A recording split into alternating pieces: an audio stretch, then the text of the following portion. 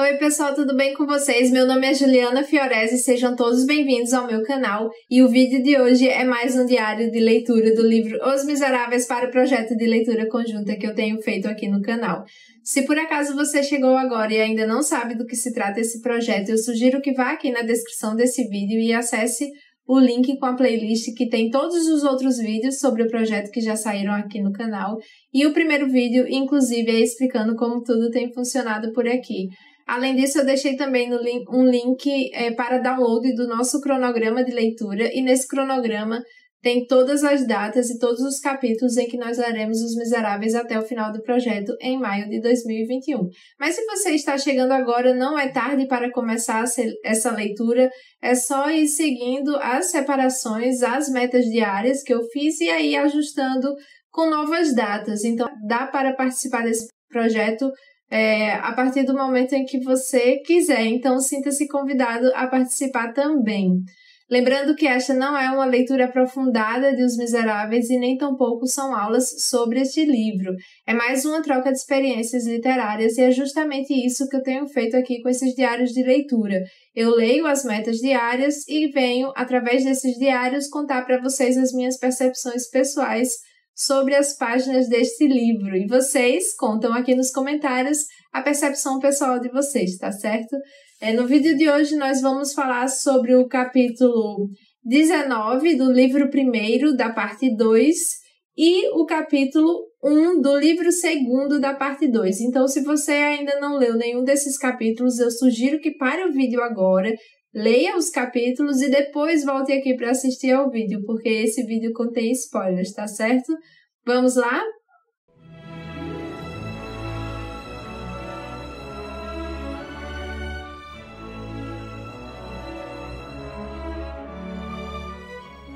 Aqui no capítulo 19, que se chama O Campo de Batalha à Noite, as coisas vão começar a ficar mais interessantes para o pessoal que estava ali ansioso para chegar naquele núcleo de personagens do livro Os Miseráveis, né? Então a gente vai ficar sabendo aqui que a noite do dia 18 para o dia 19, né, a madrugada, estava sendo ali iluminada por uma lua cheia que deixava grandes raios luminosos por todo aquele campo de batalha. Os prussianos, eles haviam saído de Mont-Saint-Jean correndo atrás dos franceses, porque eles queriam mesmo exterminá-los, então foi uma verdadeira caça.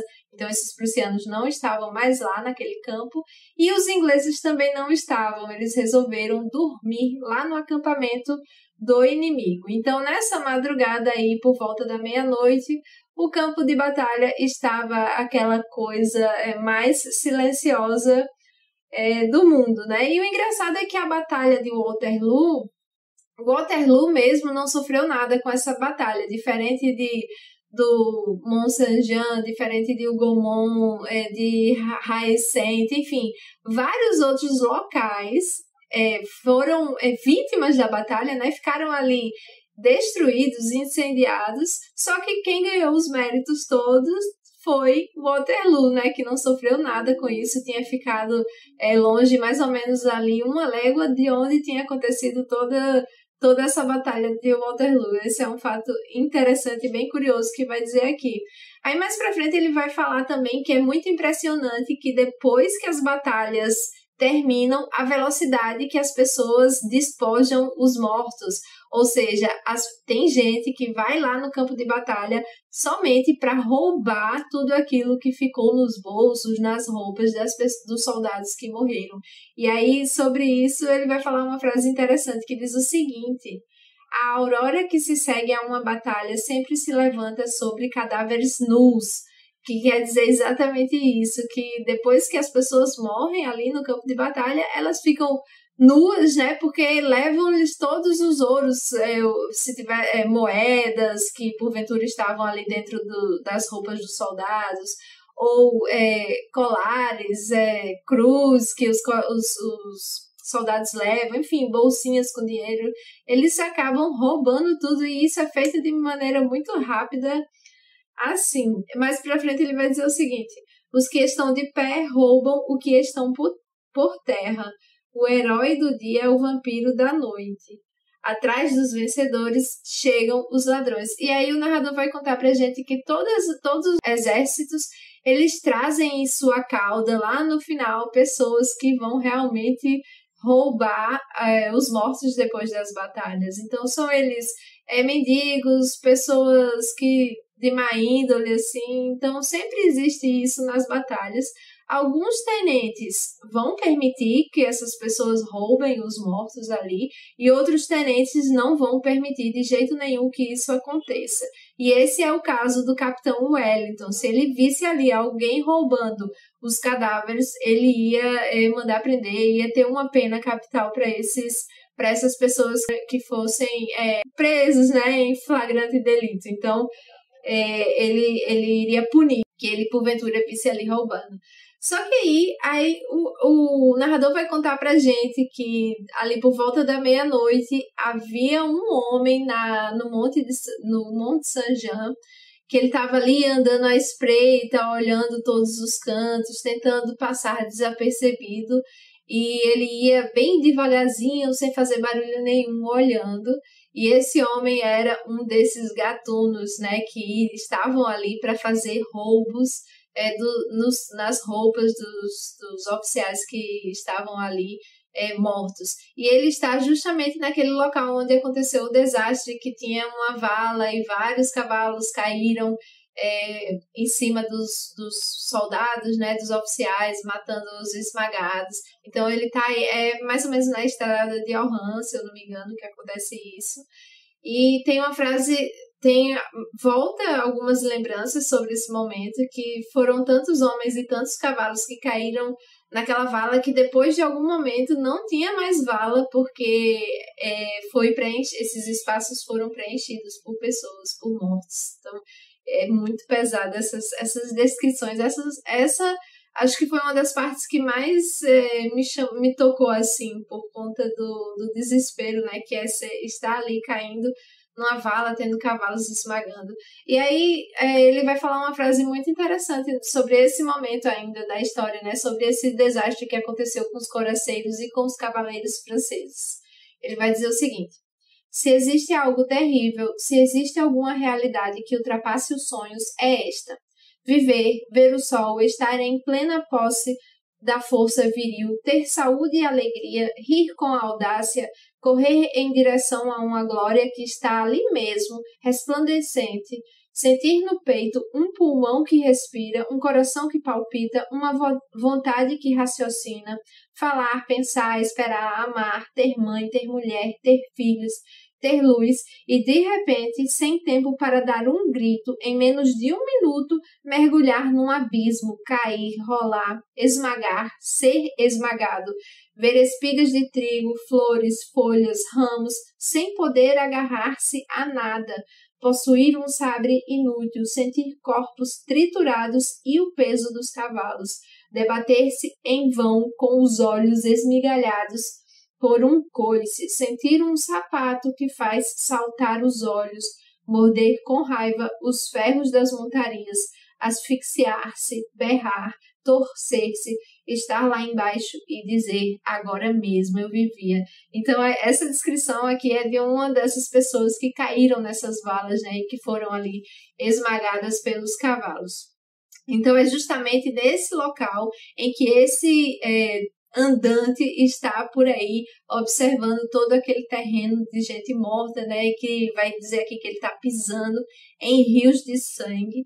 E aí, em certo momento, ele vai parar, assim, de repente, esse homem, né, ele vai parar de repente, porque ele vai ver uma mão que vai sair da terra, e eu me lembrei muito daquele filme, né, A Volta dos Mortos-Vivos, ou A Noite dos Mortos-Vivos, algo assim.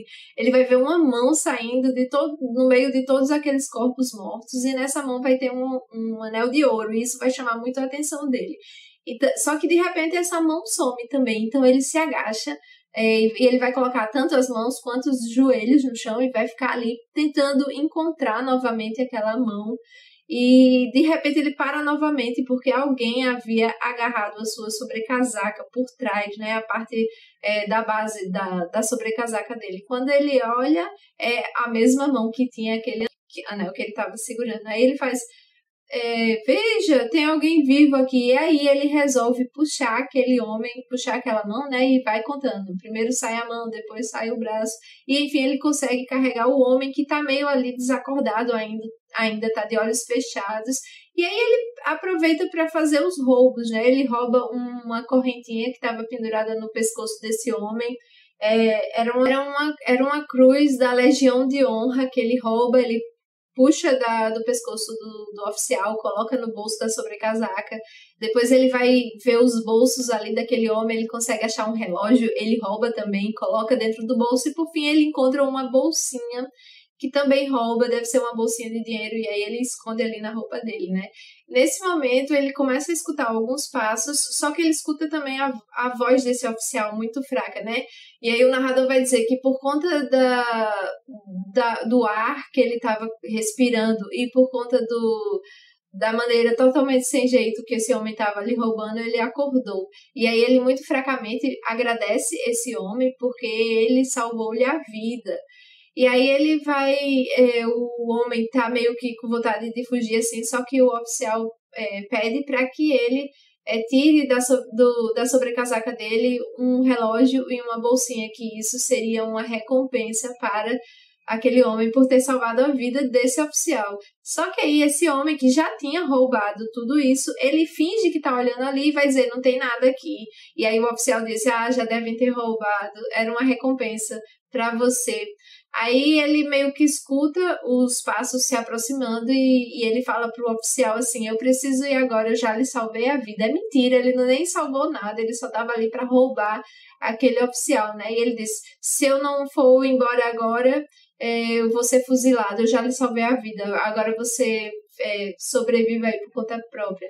Aí o oficial pede só mais um instante e pergunta o que ele é, né? Ele pergunta também quem ganhou a guerra, ele vai dizer, o homem vai dizer que foram os ingleses, e aí ele pergunta o que ele estava fazendo ali naquele campo, né? E o homem vai dizer que ele era um sargento, o oficial pergunta qual é o nome dele e ele responde Thénardier. Minha gente, vocês imaginam a raiva que eu senti quando eu li esse nome, Thénardier, aí, horrível. Toda vez que ele aparece eu tenho um pavor, eu tenho um ódio imenso desse homem, porque desde Waterloo ele foi muito, muito ruim. Ele mentiu dizendo que tinha salvo a vida do homem, mentiu dizendo que era sargento, e na verdade ele estava ali somente para roubar, e ele ainda se aproveita da situação. Eu odeio esse Thénardier desde sempre. E aí ele aparece e me faz uma coisa dessas. Aí o oficial diz assim, eu nunca esquecerei o seu nome para Thénardier, né? Eu nunca esquecerei o seu nome. O meu nome é Pontmercy. E aí esse é outro personagem importante que vai aparecer mais na frente, então é preciso que lembremos deste nome também, tá bom? E aí a gente finalmente termina o livro primeiro dessa parte, né, que é o livro de Waterloo. E aí a gente já vai começar a voltar então para os nossos queridos personagens. E agora nós entramos no livro segundo da parte 2, que se chama O Navio de Guerra Orion. E aqui nós vamos falar agora sobre o primeiro capítulo desse livro, que se chama O número 24601 transforma-se em 9430. E aí vai voltar para aquele momento em que Jean Valjean foi preso e vai contar aqui que saíram algumas notas no jornal, nos jornais da cidade, e ele replica no livro 2 notinhas. A primeira, ela foi bem sucinta, ela resumiu de maneira muito boa o que aconteceu, né? Vai falar que o senhor Madeleine chegou ali naquela cidade, ele fez com que a cidade prosperasse, ele se enriqueceu de maneira honesta e enriqueceu também toda a cidade, ele foi importante para a indústria ali na fábrica de vidrilhos negros.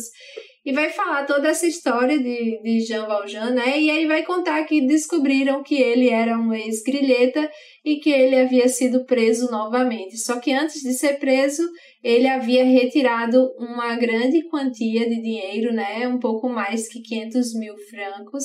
Só que ninguém sabia aonde ele havia escondido esse valor. E aí diz que ele voltou para a prisão e que ele ia ser... um forçado, né? Ele ia fazer os trabalhos forçados até o fim da vida. A segunda nota, ela foi um pouco maior, contou um pouco mais de detalhes, e é aquele negócio, né? Parece revista de fofoca.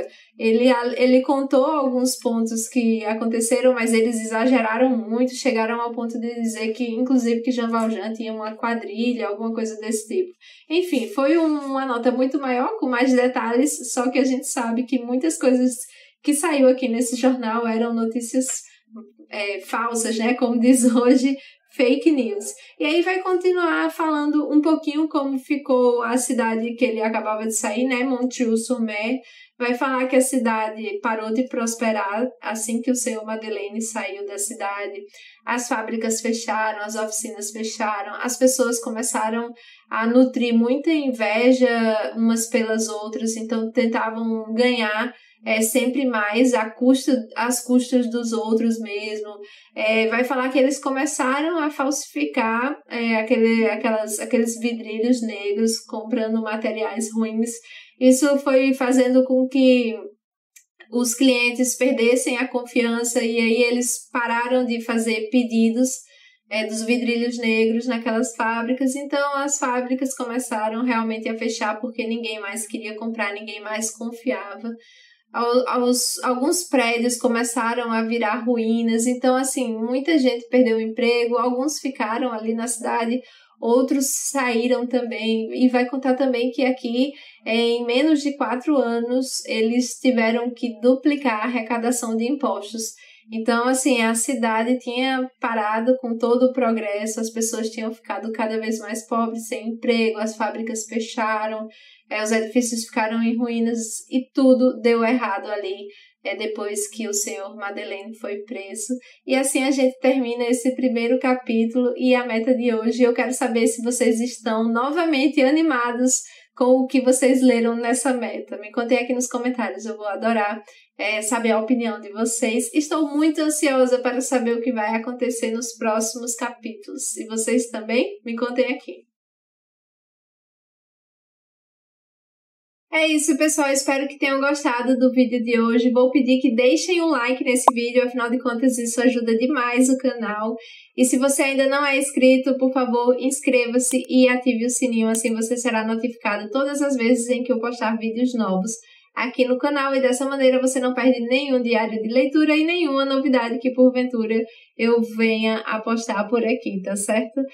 Gostaria de lembrar a todos que os marcadores de páginas com ilustrações dos Miseráveis que eu fiz já estão disponíveis na minha loja online. São 8 opções de ilustrações diferentes aí para colorirem ainda mais a leitura de vocês e de quebra vocês ainda apoiam o meu trabalho.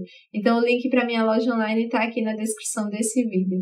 Outra maneira de apoiar o meu trabalho é fazendo parte do meu clube de assinatura de papelaria e organização digital lá do Apoia-se. Eu também deixei o link aqui na descrição desse vídeo.